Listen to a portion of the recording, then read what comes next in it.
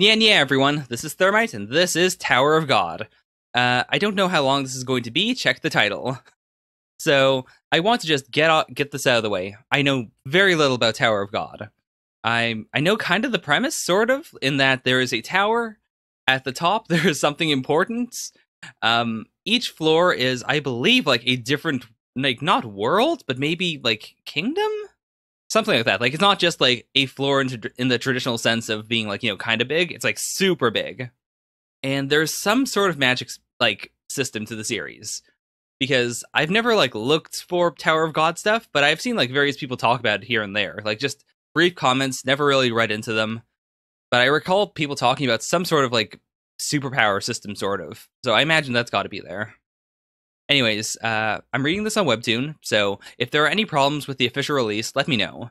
For example, I was reading Animasura recently, and for some reason, I don't know why, in the official release of Animasura, they replaced all the won with like $20 bills, or just dollar bills in general, I guess. And it's so bothersome because that series uses money for like, they use money as a visual motive. They use it for effects. And because won are very colorful, it gives you this like it gives you very specific shots at certain points in the series, is all I'll say about it. Whereas, like, switching it all to American money specifically means that it's all green. And it doesn't look right, you know? So if there's something like that going on in Tower of God, or if there's like an iffy translation, feel free to point that out. But if I ask a question that is like actually answered in the series itself later on, please do not answer that for me. Alright, I think that's enough prelude stuff. Let's get right into it. What do you desire? Money and wealth? Honor and pride? Authority and power? Also, I assume these are all going to be characters in the series. Like, they could just be random shots, but I assume these are going to be characters. Like, this is the prologue, I believe, which is something I think more series should do. I love the idea of having a prologue that isn't like an actual part of the series, but is like something to set the tone, to make you think, okay, maybe I'm going to like this. Okay, anyways, honor and pride, authority and power. Oh, revenge. Ooh, actually, so money and wealth, honor and pride. I want to make sure they're lined up properly, because if these are like existing characters, I could like line them up in my head later on. He's authority and power. He's revenge. His skin is green, so I assume he's got to be some sort of demi-human. So I guess like something like that exists in this world, or I guess it could just be a cursed human. But or something that transcend all of them. Oh boy, that's odd looking good when it comes to typos, but whatever. Anyways, I guess this guy confirms definitely not just humans in this world. Whatever you desire is in here. Alright, that's the title, I assume? Or, I mean, that's the title, but I mean, that's also the logo. Simple enough. Begins now. What is this? Like, before that guy, he was Honor and Pride. And he's holding a katana here, but this is clearly not a katana. Alright, I won't look into it too much because it is the prologue. Alright, he's chasing after someone. I'm pretty sure that's the guy that was just talking about. Which makes sense. Like, show a bunch of characters and then show our main character again, perhaps? I assume it's gotta be him. Oh, by the way, usually I edit my videos. I don't know if I'll edit this one, because before this, it won't come out, but I tried to do a reaction to Gyaru Yuri, and I didn't like the way it looked when I edited it at all, because webtoons are one like seamless format. I felt it was very strange for me to be like jump cutting like up and down. Do let me know if you'd be okay with me cutting it down though, because I don't want to leave in a bunch of blank space or a lot of time where I'm not saying anything. Okay, what is happening?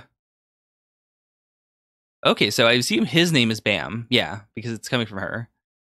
I can get to the outer world if I get to the top of the tower. I'll see blue sky during the day and starlight at night. So are they locked underground? Like, is it a setup where there's a world underground and then going up, like the first thing you can go up to is like the start of the tower, and then you have to go all the way up the tower to get to the surface? Sick of living in this dark world. Ooh, this is interesting. They both have the same eyes. Like the same honey-colored eyes, actually. Huh. Let me be born again. And she's being like sucked into the ground. Rachel. Whoa. The first big reveal of the series. I did not expect Rachel. Like, even though this is a fantasy series, I don't know. Something about that name seems very normal to me. Please don't do this. Oh, is that her? Like, is that her hand, perhaps? No, those are her hands. So I guess this is metaphorical then. Like, she's going through the gate, quote unquote, of the tower. You go. I'll follow you until I die. All right, I think we have her motivation now. Paul's user story by Slave in Utero. Okay, I think I've heard that name before. Or oh no, okay. So I've seen SIU as the author of Tower of God. I remember that, but I didn't know it actually stood for Slave in Utero. I guess I just assumed it stood for like a Korean acronym or something. But oh, that's pretty interesting. 1F Head-On's floor. 01. Okay, I think is he having a dream? Like, is he gonna wake up in his bed, perhaps? Maybe not. Maybe not. So I assume he's on the first floor, and perhaps she was there, but then she ran off.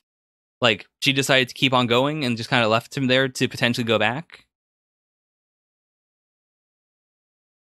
Okay. I love that.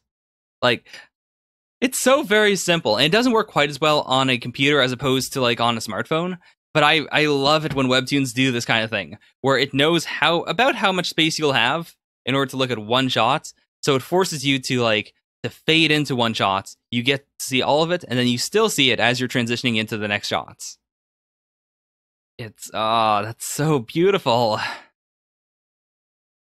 All right. Also, interestingly enough, he's got a cleaver here, which I guess that could have been what he was holding back in the prologue, like the handle to his cleaver, because it was very thin. But I feel like the part we saw was longer here. Like, there is a bigger difference between the short part and the long part here. Whereas, like, clearly this is a very this is a very small, thin part attached to the rest of the cleaver. So I don't think that's what it was.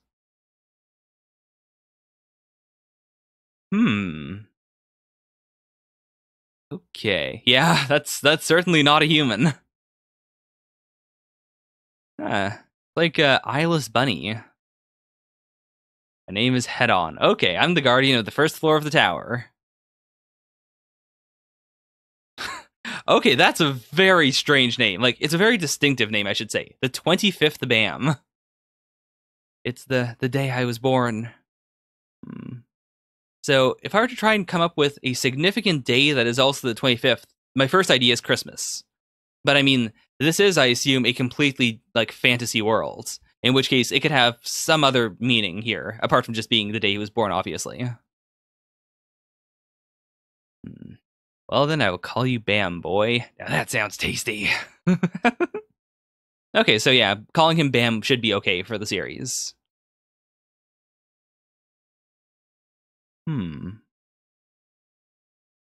Actually, wait a minute. It's been a while since a visitor has opened the gate by himself. But he didn't, right? Like, no matter how you parse what happened there, he did not open the gate by himself. Like, she opened the gates. And also, the two of them went in together. So, like, I don't think this is incorrect. I think it's a very intentional quandary that I didn't fully realize until right now. How could he have opened the gate by himself when he clearly went in with someone else?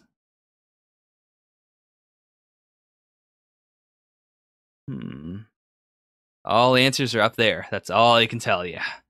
You want to find your answer and your girl, head up. Oh, that's why he's called Head-On. Because, like, he's the entrance guy. He's the one who tells them to head on. Like, head on up. Also, I love this idea of a very simple solution that everyone has to go towards. Like, it reminds me of so many fantasy series where there's like, hey, you have to go to the tower, or you have to go to this kingdom, or to this lands. Like, something in that is so intrinsically simple. Like, it's fun because it's simple. It's exciting because it's simple. You don't know what you'll do once you get there, but that's not the point of it. The entire point of the series is like, well, it just gets there. Like, it's an endless journey, and you just kind of assume, okay, once you get to the destination, that's fine. Like, whatever it is, it'll be good. What a line. All the truth, glory, and happiness of the world are all up there. And whether that's true or not, I assume it's got to be true, but even if it isn't, like, who can say it isn't, right? Like, you'd have to get to the top to say it. It can't be as simple as getting to the outside world, though. Like, if it is the way I'm imagining it, where, like, they're super underground, the tower itself isn't really stretching up as much as it's just going through the ground, and then when you get to the top, you go to the surface. Like, unless everyone on the surface is someone who is powerful enough to have come out of the top of the tower. Tower is such a place. I really like this guy's design, by the way. Like, the fact that this is clearly supposed to be a mouth, but like here when he's talking, this looks kind of like an eye. Like, it's all one line, but it feels like he can pull double duty as being both his eyes and his mouth.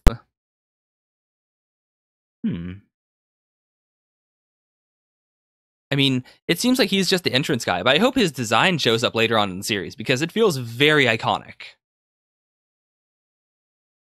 It is a hard and painful journey to embark on, Mr. Young Boy. And we've got it. We've got his motivation. Not just that he wants to get to the top, but that specifically he wants to meet up with her. And I like that dual motivation, because it means that he can get allies in the future who wants to just go up. Going up means that he'll eventually run into her. And even after they meet up, like, whether or not it's a positive or a negative thing, like, he'll have he may have a thing that they can both do together, which is get to the top. Or if she dies, or if they have to fight each other or something, there's still the promise of whatever's at the top as, like, the ultimate motivator for everyone. Let's do a test. Okay, good. Let's have an entrance exam. Oh no, never mind. Not an entrance exam. In this tower, every time you go up a floor, there's a test. Okay. Tests are decided by the administrators and rulers of each floor. That's an interesting thing to note. Like, not just the administrators, which I assume are, like, people like him. Like, I assume he serves the tower. He doesn't serve, like, a certain floor of the tower or anything. It's just, like, the tower as a whole. Like, whatever administration there is for the tower has administrators that, allow, like, keep all the rules in check. Whereas the rulers, I guess that's just, like, humans can also put in, like, their own restrictions. Like, hey, this is my kingdom, and, the way to get to the top of the tower is, like, through this place, and I don't want people to leave my kingdom, so, like, you've got to be strong enough to get past, or you have to, like, follow my orders or something. Okay, that's interesting. We're adding, like, 2 separate layers to each floor. Like, not just, this is what the tower wants, but potentially also, this is what the ruler of the floor wants. Okay, watch this. This is the test of the first floor.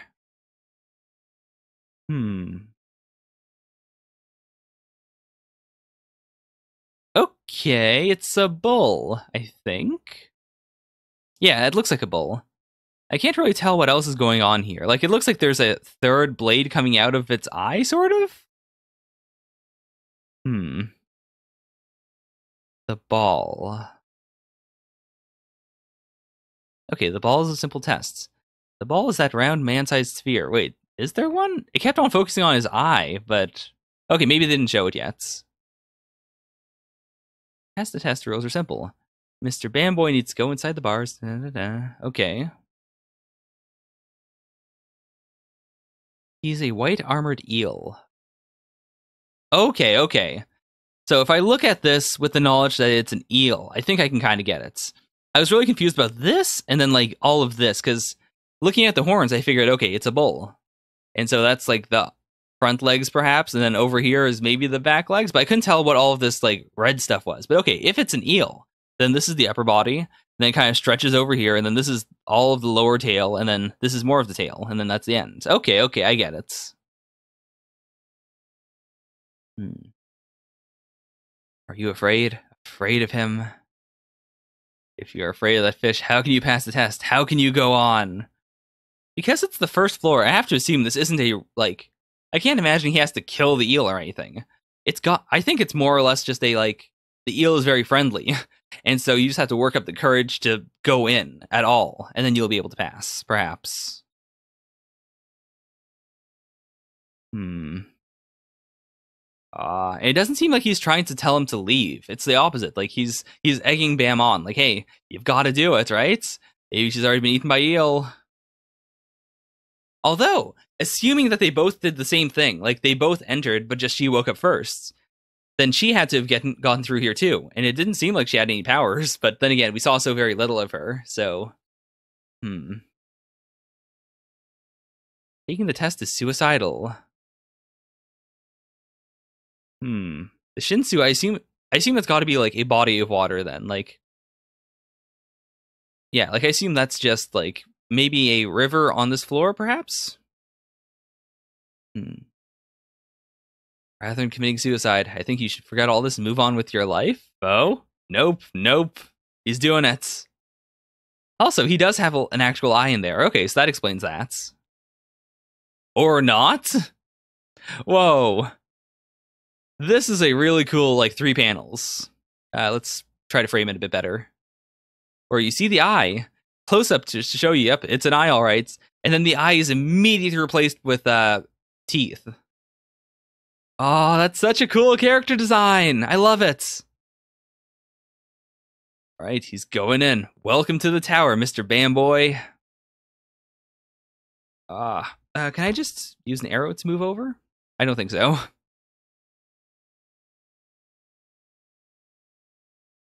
Oh, I could probably, like if I go down, I could scroll up a little, perhaps. Or I can just put my mouse up there. Okay. I read all of Adamasura, and yet I didn't realize you could do that. Lady Yuri. Okay. Very, very different feel from the previous 2 chapters.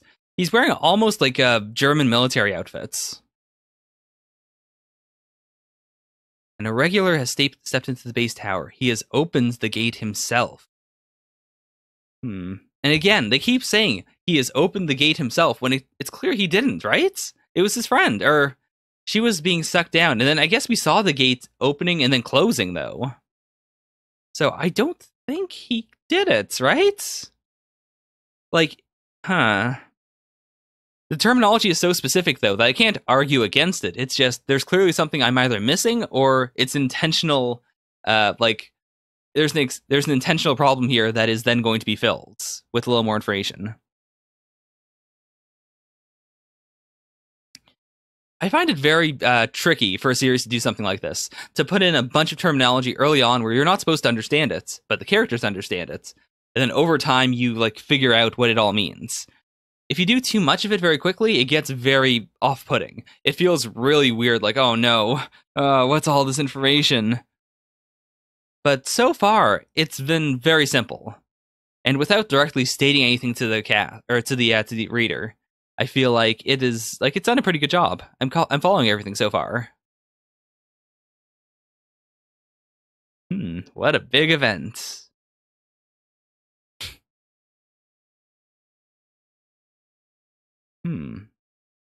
Okay, so they're not supposed to be coming down here. I wonder what floor they're from then. Also, I have to... I guess I can't assume anything. But my assumption is that if they're running down like this, then there must be a system where, like, once you beat a floor, you can freely go down to the earlier floors. But then that seems very unbalanced. Like, you would assume that because you have to beat all the other floors to get to the next floor, that, like, the floors would scale up in difficulty. But then it'd be really dangerous if someone really powerful were to come down to, like, floor 2. Although, that might be why they're afraid of being punished, though. If once you go to another floor, you're not allowed to go back down. And so they're breaking the rules by doing it.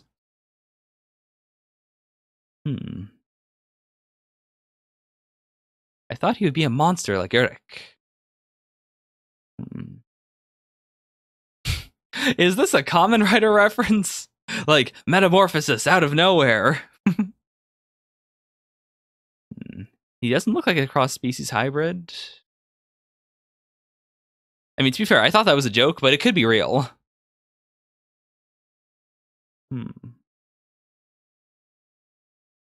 He's just an ordinary human.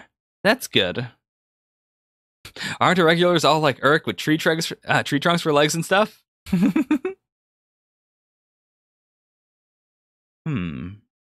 Okay. I think this is actually saying the opposite then. Like, if they're pointing out how normal he is, then there has to be something that is abnormal about him for him to be an irregular. Like, for him to... I assume irregulars are those who open the gates on their own. In which case, there has to be something special about him.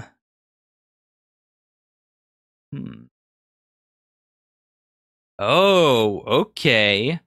So this isn't the way they usually run the entrance exam.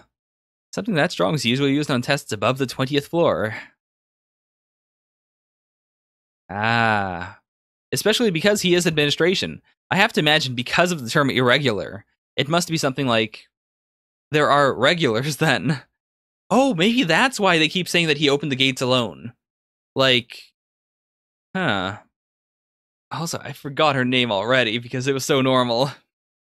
But his female friend may have entered, like, intentionally. Like, she might be a regular then.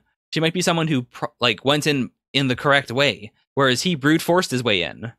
So while the gate was open for her, like, the tower opened its own gates for her, he had to, like, force it open to continue going after her. There's no chance that boy will make it up into the inner tower. Okay. Are they... This is pretty cool. Like, maybe he doesn't have any special abilities, but because of their intervention, they allow him to get in, even though he doesn't deserve to be in, and then as a result, he has to, like, we'll see him slowly gain a specialty or something. That'd be cool. I love how they keep bringing up, like, how special irregulars are. If the king finds out, we're all dead. Dead, you know. And we're getting this... I love that we're seeing it from a different perspective, even.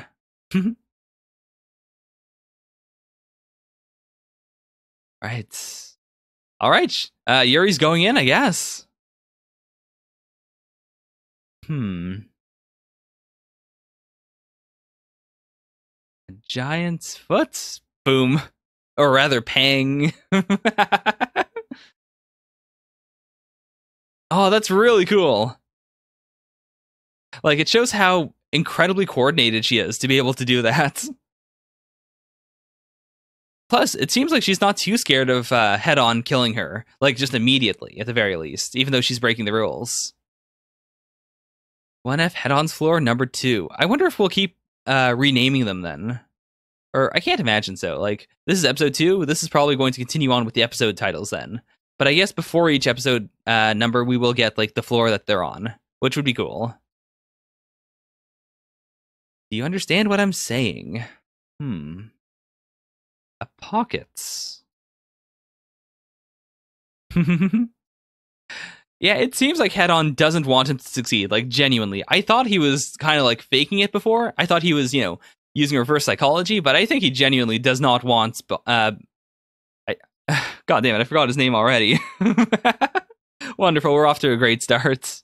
What was it? Come on. All right, Evan's got to come down. Okay, so they're straight up giving one to him. An A rank pocket might be a bit too much for you, but this is all I've got for now. All right, so he's starting off with a very powerful pocket, whatever a pocket is. I assume it's got to be like a, like, just from the title, I'm assuming it's like a bag of holding, perhaps? But then why would he need one now is the thing. Like, a bag of holding isn't going to help him fight anyone, so it's got to be something else. The folded page aesthetic of it looks really cool. Oh, okay, so he didn't even know what they were saying before. Okay, so that's why he was kind of just standing there dumbly. Okay, that could have been shown a bit better. Yeah, he's definitely like, whatever the underworld or wherever he's from is like, it's definitely not like this. He's in a fantasy world now. Okay, so they're called rankers. He's navigator. She's didn't really say what she is. It translates every every language of the tower to Mexis. Okay.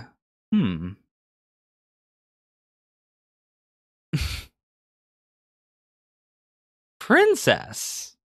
Huh. That recontextualizes the whole thing they were saying about the king, if she's the princess.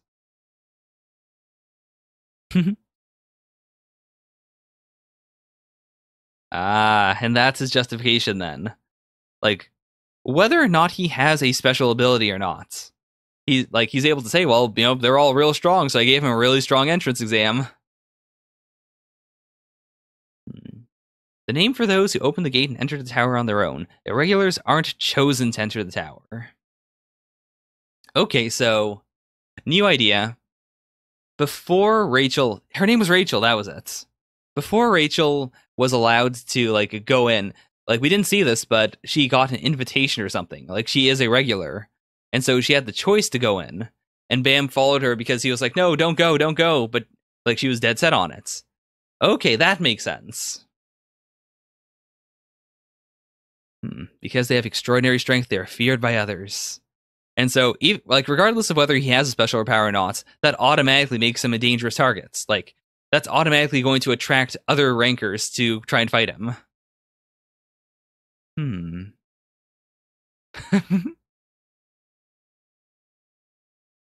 Wouldn't it be fair to lower the test level? Okay. You lend him one of the weapons that you own. Ooh, okay, twisting it back on her.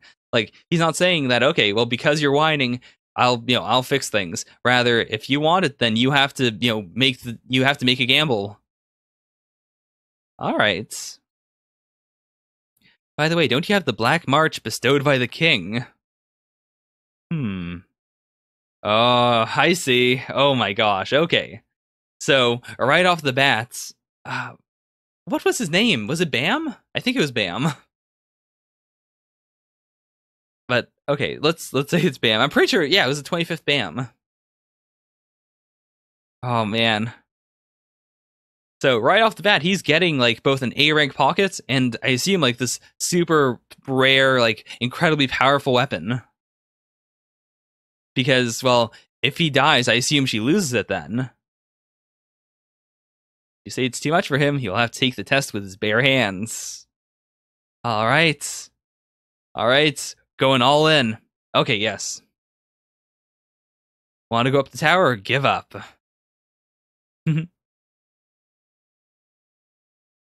Alright, and I assume she's doing what I thought Head-On was doing. She is, making sure that he has the will needed to do this. And I like this a lot. That even though he just keeps saying yes, that might make him feel a bit too bland. So we get the shot of him sweating to show that, yeah, this is a problem. He is legitimately really worried about this, but he's doing it anyways. Ooh.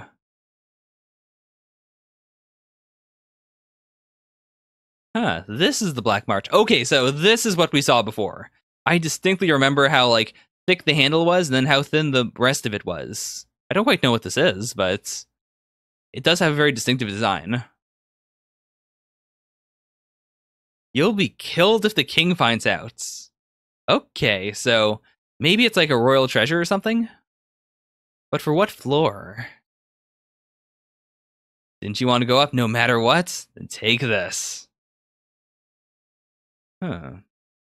It is a needle, the basic weapon used in the tower. A needle is used to stab and pierce.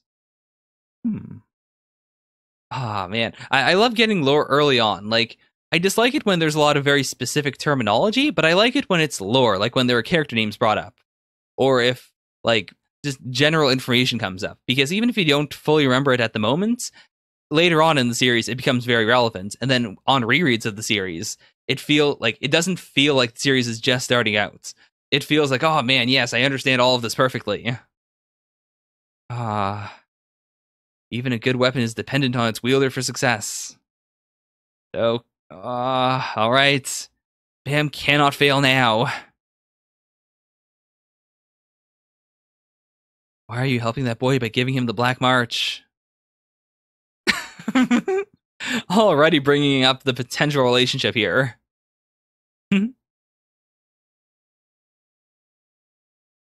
He just suits my tastes. That's it. All right. Ooh. Oh boy. That size difference.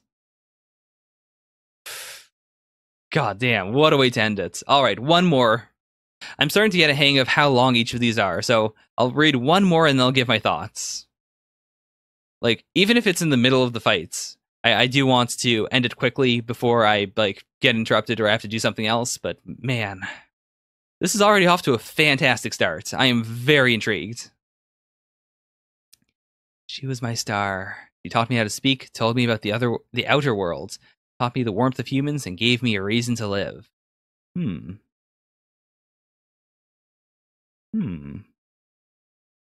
Join my darkness, the sky above. Oh my gosh, every time. I've seen a few series do night skies like this, and it works so well. It really does. All right, you gotta save her, man. For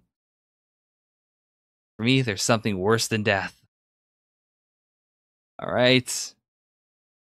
Number 3, let's do this. Oof, that's pretty low res.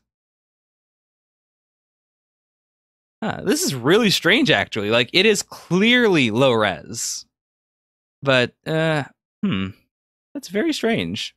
Before I keep complaining about it, let's reload the page. It might just be a problem on my end. Nope, still low res. Maybe it's just this this episode.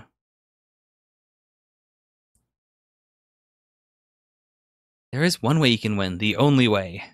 That the boy can pass the tests. I mean, it's a needle, right? And he has to pop the orb, so I assume that's just how it's gonna be. He's just gotta run right for it and stab it.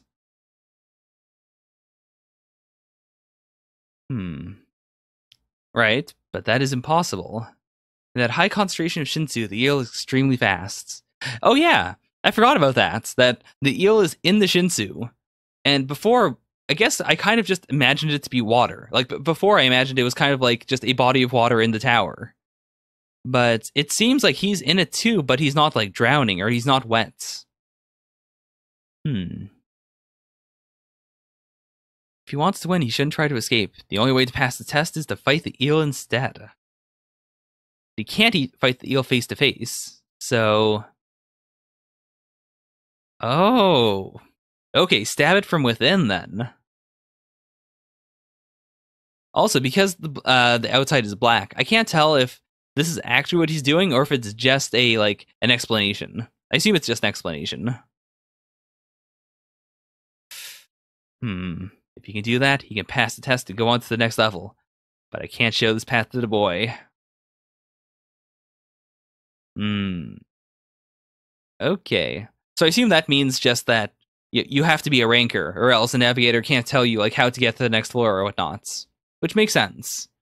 Like, I assume each kingdom has to have people in it that aren't rankers, that are just people who live on that floor forever. That's why I didn't tell him. Rather than letting him die with false hope, it is better to be better saved for him to be, or it is better for him to be saved by Lady Yuri after running for hours and realizing his limits. He's not going to do it though, right? There's no way.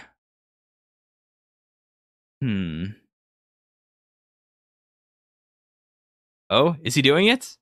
Also, it's very interesting that he seems to be following the exact plan that he laid out. Whereas Lady Yuri, of all people, is like, she fell for the trap. Like, she's saying the thing that anyone else would assume to do. Even though she's a ranker, like, did she not have to do this test? I mean, I guess not this test, because they did say it's for like levels like 20 and above. That's really cool, though, that we're automatically seeing that differential. That he does know more about the situation than she does. He's trying to get inside the eel. Oh. Right, and she walks the path, so he can tell her the answer. Oh, he's doing it. Our boy is doing it. Ah. Why didn't you tell him about the path from the start? He can't though, right? Or it doesn't really help. So maybe he was allowed to, but just like he personally doesn't think he should have. Courage and determination aren't exhibited so easily. Courage is built on confidence due to exhaustive training. I don't know if this is intentional or not, but I like how the eel, the background, and then the orb kind of creates this sort of eye here. It looks really cool. What he has is nothing like courage or bravery. The fear of losing the one he's looking for is swallowing his other fears. Okay, this is a really cool place to put a character, because it means that he can grow, but the easiest thing that he can grow out of will immediately give him a problem. As soon as he decides that, okay, I'm not too scared of her dying. Once he gives in and decides, okay, I'm going to live for myself. At that point, he's going to have to suffer the fear of oh no, well, if I live for myself though, then oh god, what have I been doing this whole time? This is terrifying.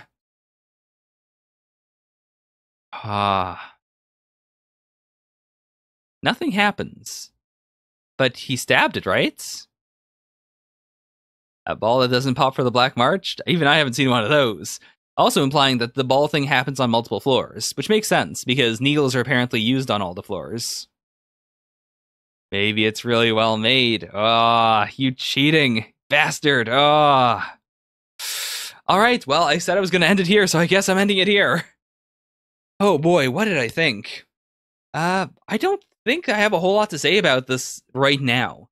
As the series goes on and we get more plots, I'll probably talk more about it, but for now, it seems really well crafted. I like the world building done so far. It's not too difficult. I remember most of the characters' names. I will be writing down their names, so don't worry. I'm not going to forget everything all the time the way I usually do. Hopefully there aren't too many characters, but we'll see. We'll see. I'll just have to go with the flow. Anyways, thank you guys so much for watching. Bye for now. Yeah.